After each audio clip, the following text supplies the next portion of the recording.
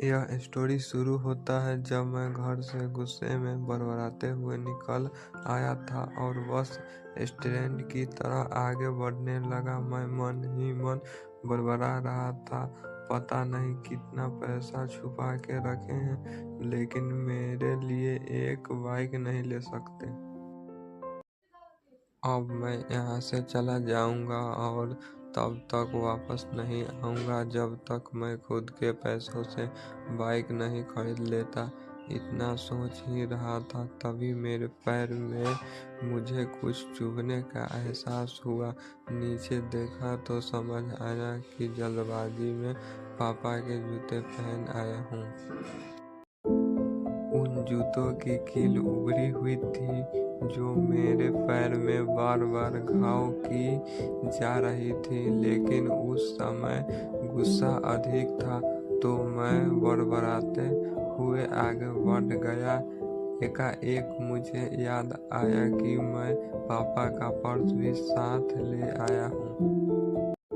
मेरे खुरापाती दिमाग में एक ख्याल आया, क्यों ना आज पापा का पर्स चेक किया जाए, जिसे आज तक उन्होंने किसी को हाथ तक नहीं लगने दिया था।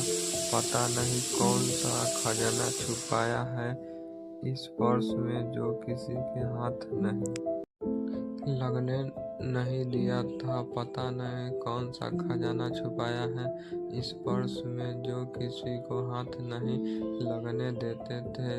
जब मैंने पापा का वह पुराना पर्स खोल कर देखा तो उसमें पैसे तो नहीं मिले, लेकिन पैसे की जगह पर एक डायरी रखी हुई थी।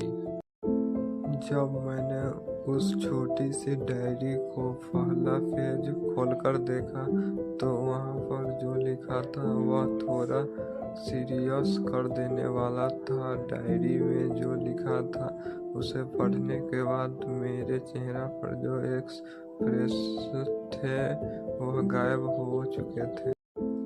तब मैंने सोचा, ओहो, तो यहाँ खजाना छुपा रखा है। मैं समझ रहा था कि यहाँ पापा ने लिखा होगा कि किससे कितने पैसे लेने हैं और किसके कितने पैसे दिए हैं, लेकिन मैं गलत था।